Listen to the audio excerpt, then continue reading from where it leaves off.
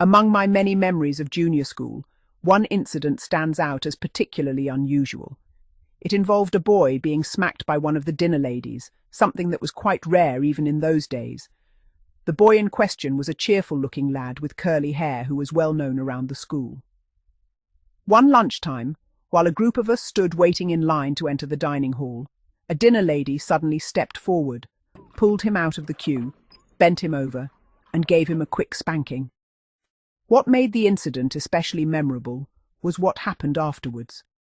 Another dinner lady, who had witnessed the scene, asked what the boy had done to deserve such treatment. The first lady simply shrugged and replied that he had done nothing wrong, but that she had not smacked him for a long time and thought it was about time he had another one. The remark was delivered with complete seriousness, although it was received with amusement by those nearby. The boy himself seemed entirely unfazed by the episode. Rather than appearing upset or embarrassed, he accepted it with remarkable good humour and quickly returned to the line as though nothing had happened. Looking back, the incident seems extraordinary by modern standards and reflects a very different era in school life, when discipline could sometimes be administered in a spontaneous and informal fashion. My own experiences with the dinner ladies began somewhat differently. During my earliest years at primary school, I normally went home for lunch each day.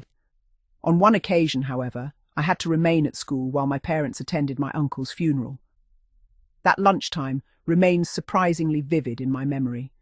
I was served a meal consisting largely of potatoes and beetroot. Individually, I quite enjoy both vegetables, but together they made for a combination that did little to improve my opinion of school dinners. Determined that no food should be wasted, the dinner lady insisted that I finish everything on my plate before leaving the table. As I slowly worked my way through the meal, I reached what seemed to me at the time a very sensible conclusion. School dinners were dreadful things and should be avoided whenever possible. For several years I continued going home at lunchtime.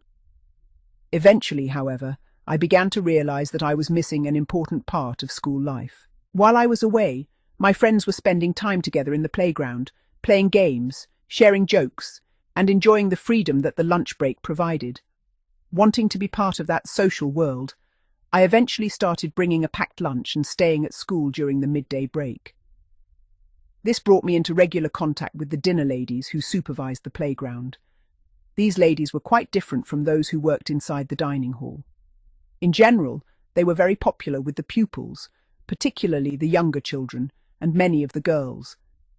It was a common sight to see groups of children gathered around them during lunchtime conversations.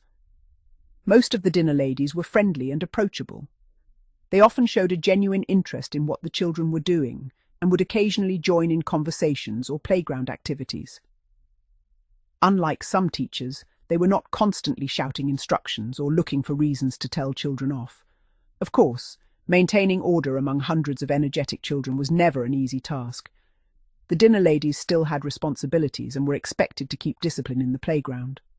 When children misbehaved, they might threaten to report them to the headmaster, a prospect that was usually enough to restore good behaviour. For lesser offences, a child might be instructed to stand facing a wall for a few minutes to calm down and reflect on their actions. There was one exception to the generally cheerful group. A rather stern and perpetually sour-faced dinner lady seemed to have little patience for children and was noticeably less popular than her colleagues. While most of the supervisors were remembered with affection, she inspired a mixture of caution and avoidance among the pupils. Looking back, the dinner ladies played an important role in the daily life of the school. They occupied a unique position somewhere between teacher, caretaker, disciplinarian, and friend. They supervised meals, settled playground disputes, comforted upset children, and ensured that lunchtime remained orderly. Although their methods would sometimes seem old-fashioned today, they were an unforgettable part of school life and remain firmly embedded in many childhood memories.